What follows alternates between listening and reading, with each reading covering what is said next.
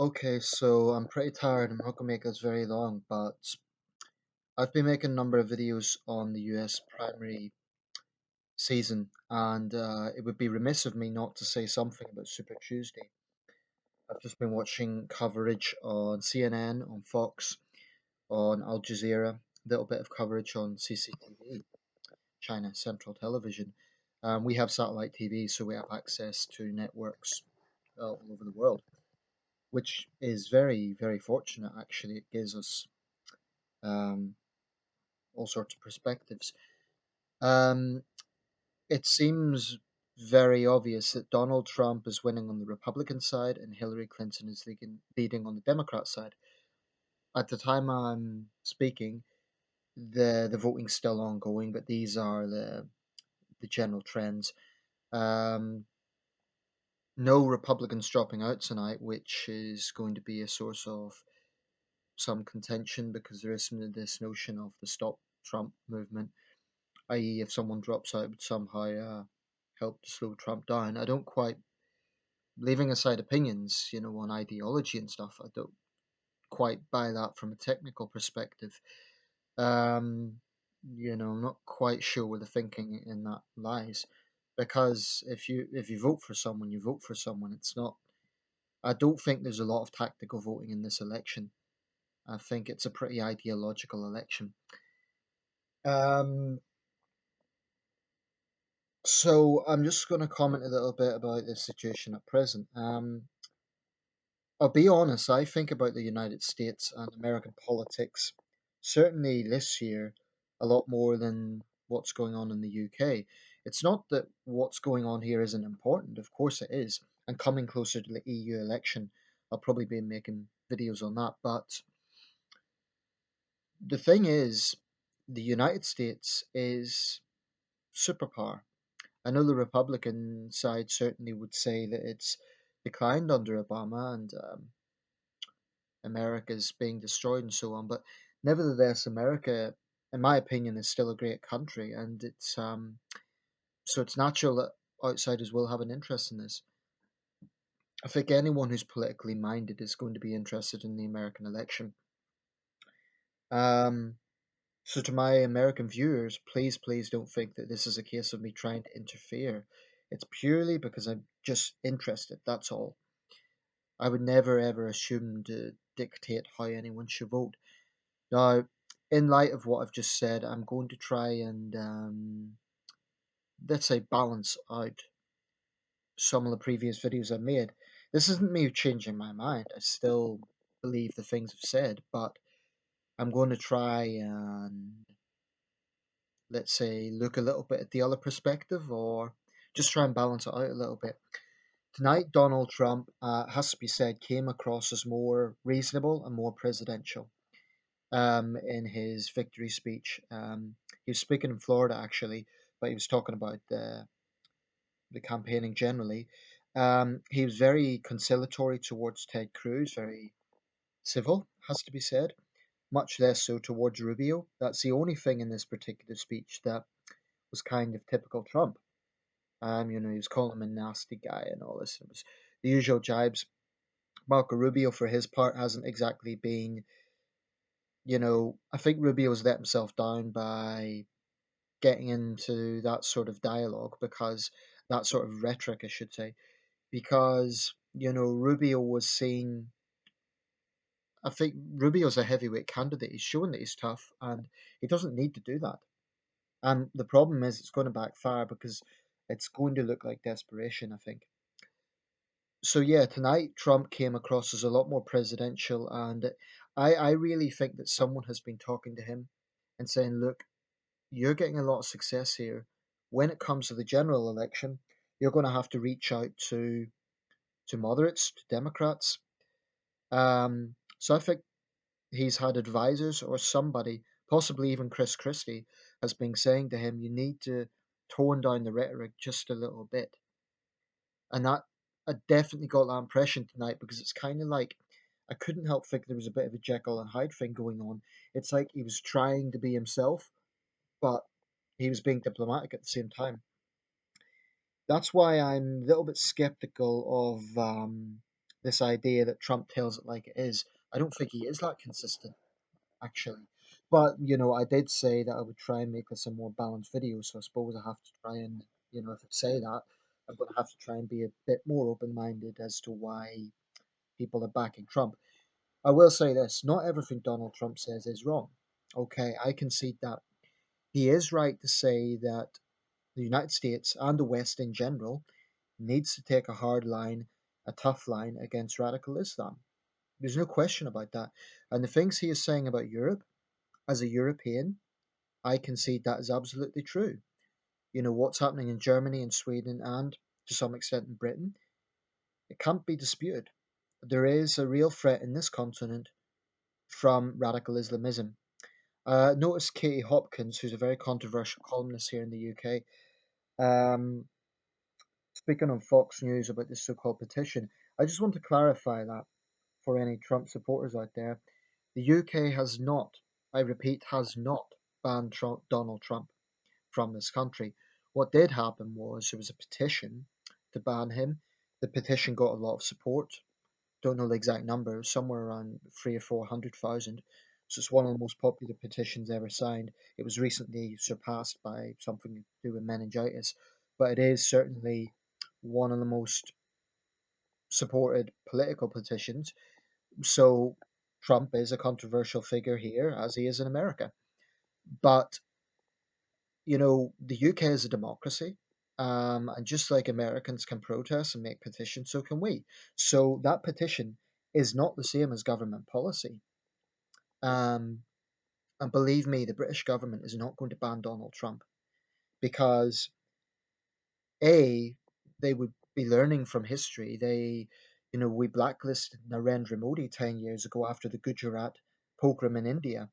Now he's Prime Minister of India and he had a state visit a few months ago where he got a rapturous welcome. So there isn't a chance in hell that we're going to ban Donald Trump. Even if that petition got 1 million signatures, no British Prime Minister, I think, would be prepared to just ban the American president. It won't happen. Because the United States is a strong political ally and a major trading partner, so it wouldn't be sensible. And it would look hypocritical, if we're welcoming Saudi sheikhs and so on. So yeah, what Donald Trump says about radical Islam is true. It's a real threat. I happen to believe that the problem of gun violence is a much bigger issue in America than the threat from radical Islam. I believe the threat from radical Islam is a bigger problem in Europe. Um, I'm not trivializing what happened in San Bernardino, but I can't help but feel, well, okay, why is one massacre, because it happens to be committed by Islamic terrorists, worse than a seemingly never-ending cycle of violence by lone white gunmen? I mean, this is irrefutable, but I don't want to make this video about the gun issue. I've got my views on that. I am well aware that people watching this won't agree with me, or they might agree with me, whatever. But, I really don't want to make it about that issue. And if you do want to debate about it, I would ask you, respectfully, I'm not going to get into a back and forth on that issue. I'm an outsider, but I'm just voicing my opinion on that. I think America's problem with gun violence is far, far more grave than the threat from radical Islam. Because for one thing, there's practical issues. The United States is geographically much further away from the Middle East, and I think America's Muslims are more integrated than Europe's Muslims overall. I think the US has been quite successful actually in that regard, and I'm basing that on the fact that whilst there's been hundreds of Europeans have went to join ISIS, I think there's only been, like, you can count on probably in two digits the number of Americans, possibly even less, that have been jihadists for ISIS. So that's significant. But some of the other things that Trump says, the thing is, he's not constantly extreme, and I think those of us who have been critical of Trump have to be careful not to fall into a trap of looking like kind of whinging lefties. Now, I'm a centrist. I'm not a lefty. But it's very easy to caricature Donald Trump because he's so good at doing it himself. But not everything he says is wrong. And he knows that. I think he's actually a very, very clever, political tactician. He knows how to use populist rhetoric, but then he knows how to balance it out as well. I mean, he's playing a very clever game here because he's at every chance defying the stereotypes, and yet at every other chance he's proving the stereotypes or the caricatures. For example, he's a reputation as a sexist, so what does he do? He comes out and supports Planned Parenthood to get a female vote. So I think Donald Trump is a very, very clever political tactician. Um, and yet when he gets up and speaks, it's talking points, it's sound bites. There's nothing intelligent about the things he's saying. I mean, anyone could say, we're going to be tough, we're going to take on ISIS, we're going to stand up to China. There's no depth in anything he says on stage, and yet when he's actually one-to-one interviews, there's more to him. So to be quite honest, although I'm very wary of Donald Trump, there's other times I can't quite know what to think about Donald Trump. Um, and I'll be honest, I was even tempted tonight to think, well, maybe, just maybe, I'm misjudging this guy. Maybe he is actually using this sort of populist, bombastic, neo-nationalistic language just to get support, and he'll actually be quite a moderate president. Um, that's a possibility. I mean, some of the positions that Donald Trump has would certainly not be seen as really conservative. They could even be seen as verging towards the left. So it's very, very difficult to work Donald Trump out. And of course, there's going to be increasing interest on this man because he's a very real chance of winning the presidency. Now, on the Democrat side, it looks like it's going to be Hillary Clinton. Sanders has been a very, very capable opponent of hers. He's demonstrated that he's a tough campaigner. He's demonstrated he can win states. He's not a one hit wonder. He's won more than his home state. So Sanders is a serious candidate. But I think he's too far away from the level that Clinton's at. And also, I think whilst it is admirable that he's not going for a super PAC, unfortunately, he's going up against the system. And I think the system is stacked against him. I mean, I do respect Sanders for being prepared to be unconventional and prepared to not just take the regular route. Um, as a centrist, I wouldn't exactly align myself with some of his more left wing views. I will say one thing, though, about socialism in America, because there's a lot of emphasis on this. I can't help but, as an outsider and as someone who's traveled to many countries, including, by the way, a communist country, I cringe when certain very right wing Republicans call Hillary Clinton a communist. To me, that demonstrates they really don't know what communism is. I appreciate that they might not agree with Hillary Clinton, that's fine, but the notion that Hillary Clinton or Barack Obama, for that matter, is a communist is, to me, just really, really, really narrow thinking. Um, I mean, I can understand people not agreeing with them. I can understand a right wing or conservative person being angry with their policies or not agreeing with them, but you can't caricature someone's positions into something that they're not. Hillary Clinton is not a communist. Neither is Barack Obama. Bernie Sanders is a socialist, but democratic socialist. Again, not same as communism. In fact, Ronald Reagan, and I know this because I've got his diaries, um, when he met the Prime Minister of Portugal, Suarez, he described him as a socialist, but as rabid and anti communist as you will find. So even Reagan knew that there's a difference between democratic socialism and communism. And I think there's a sort of irrational fear of socialism in America because as soon as a candidate starts talking about standing up for employees or standing up for the poor, they're automatically branded a socialist or a commie. And it's a very 1950s sort of mentality. Now, to be fair, there's probably left wingers who do the same against conservative Republicans and say, oh, they're an extremist or a racist and so on. So both sides can be caricatured, to be honest. Um, then that's why Trump's rhetoric is problematic because, on one hand, he's complaining about the reputation he's getting. but he's taking no responsibility with his words, at least not until tonight. So he can't really, on one hand, complain about that, and then, you know, tonight is the only time I've seen Donald Trump actually act presidential. In fact, it was Ted Cruz who was being a lot more sort of gloves off tonight. You know, he was a lot less civil to Trump than Trump was to him. As for Mr. Christie, I can't help but think Christie is eyeing up a VP slot.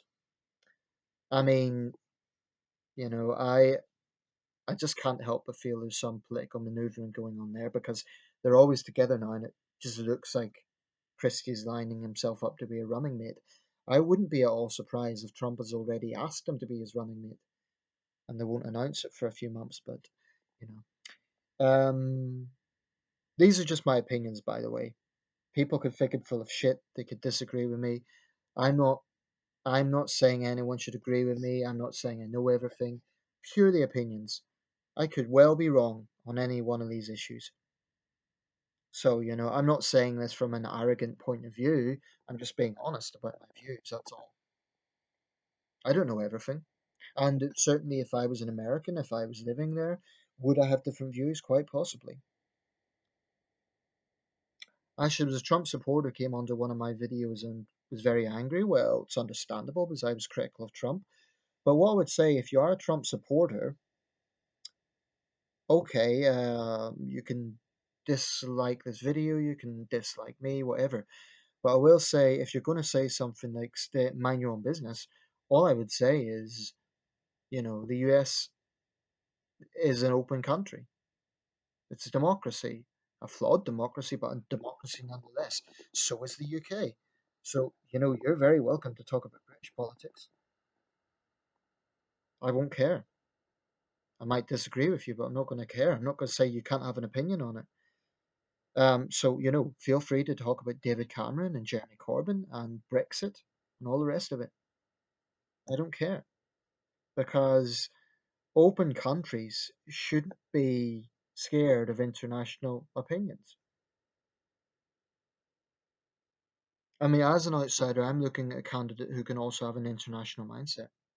That's very, very important because I think isolationism won't get America anywhere. Um, and that's why I'm wary of some of the neo nationalistic approach that Trump is using. And I'm wary of it here as well, by the way. I'm wary of it anywhere, I think. I'm wary of it in China. Xi Jinping has definitely been using it. Anyway, I'm going to round this up. I've been speaking a lot longer than I intended. Um, all I would say with this is I'm not making this video to provoke anyone. I'm making it solely because I want to share my views. That's all. You know,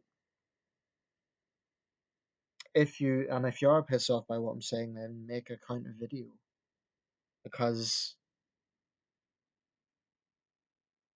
I don't know. I really don't know. It's a fascinating election, but also the number of Americans I've heard saying that their country is going downhill with this is interesting. I think there are a lot of Americans who are genuinely worried about the prospect of this election because both Clinton and Trump are very polarizing figures. I think much more so than previous elections. I will say, from my outside perspective, I think overall the Democrats have had a far more positive message. I mean, some of the Republican candidates have been talking about a positive future under themselves, but the general message of the Republican side has been very doom and gloom. That's my perspective. Um, you know, it's been all about how awful Obama is and about how America's gone downhill and so on and so. Now I don't live there, so I can't speak from first-hand experience. But if I was an American voter, I would be wary of negative campaigning in that sense. Um, Incidentally, I have a question if anyone can answer this. On general election day, obviously there'll be the party nominees. Let's assume it's Trump and Clinton. if you're a registered voter, is it mandatory to vote by law? I actually have a few questions. Is it mandatory to vote by law if you're a registered voter? Because I know it is in some countries. In Switzerland, it is, for example. Um, Also, if you had voted for another candidate in the primaries, are you obliged to vote for the nominee of your party in the general election? So I'm just curious about that aspect of it. And I really am going to have to round this up. Few final words. Again, I really want to emphasize these are purely my own opinions. I am not claiming to know everything because I don't know everything. Um, if you're a Trump supporter, okay, we're going to disagree probably, but